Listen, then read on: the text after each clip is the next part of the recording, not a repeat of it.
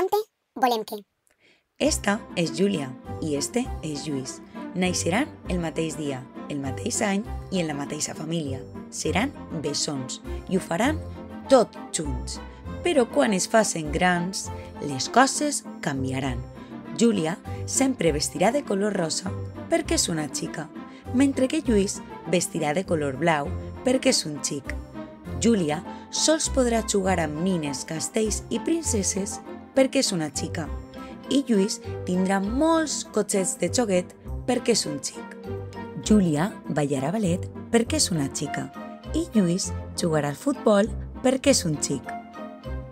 Júlia netejarà tota la casa perquè són tasques que fan les xiques i no els xics. Júlia i Lluís tindran els mateixos estudis, però Lluís aconseguirà un lloc de treball més qualificat que Júlia perquè és un xic. Però, què? Aquestes diferències són justes? Júlia i Lluís volen compartir les tasques domèstiques perquè viuen a la mateixa casa. Júlia també vol jugar a futbol i Lluís també vol ballar ballet.